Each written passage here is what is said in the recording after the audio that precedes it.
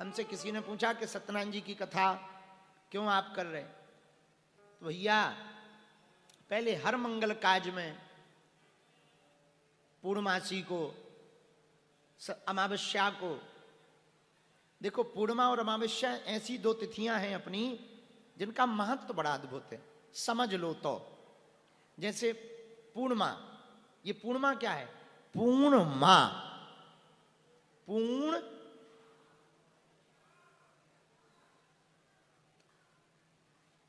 उस दिन जो भी करो सब, समझ गए ना? पूर्णिमा को जो भी करो सब पूर्ण है। और यदि तुम देवी के साधक हो ना तो अमावस्या को करो। अमावस्या का अर्थ यही, ऐसे शब्दों में ही समझे तो अमावस्या का अर्थ क्या? अमावस्या, अमावस्या, यही अमावस्या। श्री जी की कृपा पाना चाहते हो, भगवती की, भद्रकाली की, 10 महाविद्या की, त्रिपुर सुंदरी की, 52 शक्ति पीठों की या योगिनी की भी कृपा पाना चाहते मां स्वरूप में, अमावस्या को करो। अमावस्या, यही अमावस्या। तो साधकों के लिए अमावस्या बहुत महत्वपूर्ण होती है, साधना क्षेत्र में बड़ी महत्वपूर्ण। तो हमारे एक गुरुजी थे, बहुत अच्छे साधक थे वो। हम उनसे पूछते थे कि आप अमावस्या को ही उपाय क्यों बताते? बोले वो बड़ा अद्भुत दिन है। उनका क्यों? बोले अमावस्या, देवी साधक थे, अमावस्या, तो उसी दिन वो उपाय बताते। तो ये दो तिथियां ना हैं, सब तिथियां महत्वपूर्ण, पर ये दो। तो पहले पूर्णमासी को, अमावस्या को ना क्या हुआ करता था, सत्यनारायण जी की कथा हो रही, पंजीरी को प्रसाद, आहा बड़ो आनंद आऊ। तो 5 अध्याय सत्यनारायण समझ में आवे न आवे, वृंदावन बिहारी लाल की जय जरूर समझ में आओ।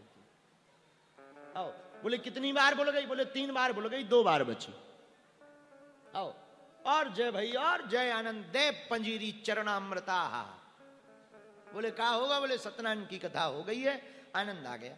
अब तो भैया शादी के चक्कर में भर हो जात सत्यनारायण और सुनाई नहीं देता। शादी के बाद जरूर गावन में अब चल रही, वो भी अब बंद हो गई, वो भी अब लगभग बंद हो गई। अब रिसेप्शन ने जगह ले ली बा। अब गांव में अभी भी वो शादी के बाद वो परंपरा है। पर अमावस्या भैया सबसे सरल उपाय सत्यनारायण भगवान जी का है, सबसे सर्वोत्तम उपाय सत्यनारायण जी का है। उससे 2 बातें हैं। एक बात तो ये, सत्यनारायण सत्यदेव की पूजा है, नारायण ही सत्य है और सत्य ही नारायण है, यही सत्यनारायण है। भागवत जी में देवता जब स्तुति कर रहे हैं तो सत्य सत्य कह करके ही भगवान की स्तुति कर रहे हैं। सत्यव्रतम सत्र परम त्रिसत्यम सत्यस्य योनिम निहितम च सत्ये। भगवान की सत्य सत्य कह करके स्तुति कर रहे हैं। भगवान ही सत्य है, सत्य ही नारायण है और नारायण ही सत्य है। सत्यम परम धीमहि, सत्य ही ईश्वर है। तो सत्यनारायण जी ना भैया कोई साधारण मत मानना, बहुत अभूतपूर्व हैं। साक्षात श्री ठाकुर जी हैं, श्री हरि है नारायण। और ये सत्यनारायण भगवान के प्रति जो श्रद्धा रखते ना, हम इतना कह सकते कई लाखों लोग ऐसे हैं। आज के पहले जब दरबार इतने ना चलो करते ना, बहुत ज्यादा सिद्ध ना होते, अब तो आजकल इतनी सिद्धियां भगवान बांट रहा है कि भगवान नहीं बचाए। और जहां देखो तहां दरबार लग रहो। इसका मतलब ये नहीं कि हमारे अंदर जलन है, आप ऐसा मत मन में रखना। हमारे अंदर 1% भी ऐसी कुभाव नहीं है मन में। हम ये बात इसलिए कह रहे हैं कि एक जन ने हमको एक दिन वीडियो दिखाए, कम से कम 60-70 जगह दरबार लग रहा, इतना। तो बोले महाराज ये क्या है? हम कहा हम खुद टेंशन में है कि इतनी सिद्धि ऊपर से बांट को रहा, हमें खुद नहीं समझ में आया। हाँ, इतना देवता फ्री है कोई कि सबका सिद्धि मिल रही। भगवान की कृपा है, इनके कारण सनातन का काम कर रहे हैं, अच्छी बात है, हमें उससे कोई मन में क्षोभ भी नहीं है, होना ही चाहिए। पर एक बात हम कहना चाह रहे, पहले जब इतने दरबार न लगते ना तो दरबार को पूरा काम सत्यनारायण जी ही करते। बोले बेटा के लिए सत्यनारायण सुन रहे, निरोगी जीवन के लिए सत्यनारायण जी सुन रहे, मकान बन जावे इसके लिए सत्यनारायण सुन रहे, इसके लिए सत्यनारायण व्रत कर रहे। बड़ी महिमा थी, अब प्रायः लुप्त होती जा रही। इसलिए भैया हमने सोची फिर से ये महिमा जग व्याप्त हो जावे, इसलिए बार बार सत्यनारायण जी की कथा सुना रहे। एक तो ये फायदा, दूसरा फायदा पूछो क्या है? जोर से पूछो, और जोर से पूछो।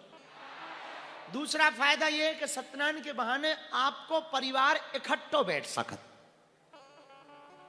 वैसे तो बिजी हो गए, और बिजी से ज्यादा खतरनाक होगो आगे को लगो मोबी आए। घर पे पति पत्नी एक ही कक्ष में बैठे हैं और व्हाट्सएप पे बात हो रही है। हाँ, बगल में बेटा दूसरे रूम में है और बाप व्हाट्सएप पे मैसेज कर रहे हो कि बेटा पढ़ ले। उधर से बेटा रिप्लाई कर रहा, पापा पढ़ रहा हूं। इधर से बेटा के लिए फिर बाप भेज रहा, झूठ मत बोल। उधर से बेटा बोला, ना ना पापा सच्ची बोल रहा हूं कसम से। इधर से बाप ने एक मुक्का बना के भेज दिया, झूठ बोल रहा। उधर से लड़का ने रोने वाला टमाटर भेज दिया।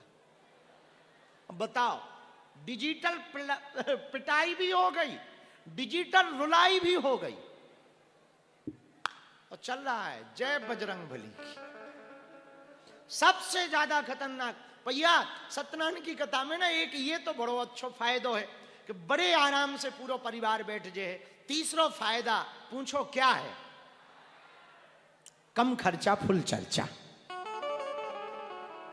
हाँ, भजन का भजन, भगवान का दर्शन, मंत्रोच्चारण भी, और सत्यनारायण जी की कथा, और कम खर्चा। चौथा फायदा पूछो क्या है? जोर से पूछो। आपके घर पे भगवान के नाम से हवन हो जाए, और हवन से वातावरण भी शुद्ध होता है, अलाय बलाय भी भक्ति है, भूत प्रीत भी नहीं रहे। पहले सत्यनारायण होती रहती थी, हवन होता रहता था, शंख बजता रहता था, तो भूत कमाते थे। आजकल जो देखो जिंदा भी भूत घुस रहे और मरे भी घुस रहे। हाँ, तो सत्यनारायण जी की कथा होगी तो ये भी फायदा होगा। ये चार फायदे। और पांचवा फायदा पूछो क्या है? जोर से पूछो। सत्यनारायण जी की कथा सुनने के लिए फलाहार रहना पड़ता, व्रत, तो एक दिन का पूरा डिटॉक्सेशन हो जाता है। हाँ, बढ़िया, एक दिन कुछ नहीं खाना पीना, केवल वो बात अलग है कि आप लोग खा पी के बैठे हो। नहीं, सब नहीं, कुछ लोगों की बात कर रहे हैं। आप सब लोग नहीं, खा पी के कोई बुराई नहीं है, पी खा के नहीं बैठना चाहिए। हाँ, दूसरे में तो फलाहार ले लेना चाहिए। फलाहार में कोई चरणामृत ले लिया, फलाहार ले लिया, चाय वाय पी ली, जय भगवान की जय हो, बाकी ठीक है। तो सत्यनारायण व्रत कथा में ये कि ये भी फायदा है, व्रत रहेंगे। और फिर सत्यनारायण की कथा सुने तो एक ना एक व्रत लेना चाहिए। सत्य बोलने का व्रत, सौम्यता का व्रत, सरलता का व्रत है, कुछ ना कुछ व्रत तो लेना ही चाहिए। तो इसलिए हमने सोचा कि सत्यनारायण जी की महिमा और जग व्याप्त होवे, तो आज की सत्यनारायण जी की कथा का पूजन आचार्य जी के माध्यम से हुआ।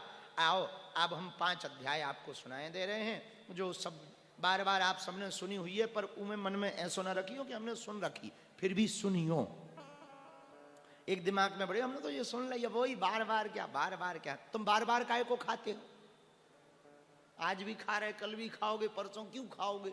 जैसे बार बार खाने से, बार बार भोजन करने से जैसे तन पुष्ट होता ना, बार बार भजन करने से आत्मा तंदुरुस्त होती। तन को पुष्ट रखने के लिए, शरीर को पुष्ट रखने के लिए भोजन जरूरी है, आत्मा को पुष्ट रखने के लिए भजन जरूरी है। बालाजी महाराज के कृपा पात्र बागेश्वर धाम पीठाधीश्वर परम पूज्य धीरेन्द्र कृष्ण शास्त्री जी महाराज का पावन संकल्प। मध्य प्रदेश में छतरपुर के ग्राम गढ़ा में बनेगा विश्व स्तरीय कैंसर अस्पताल एवं रिसर्च सेंटर, जिसकी आधारशिला देश के यशस्वी प्रधानमंत्री नरेंद्र मोदी जी के कर कमलों से रखी जा चुकी है। 200 करोड़ रुपए की लागत वाले 100 बेड के इस अस्पताल में गरीबों का होगा मुफ्त इलाज।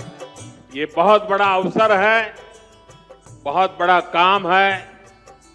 संकल्प बड़ा हो, संतों के आशीर्वाद हो, प्रभु की कृपा हो, तो समय सीमा में सब पूर्ण होता है।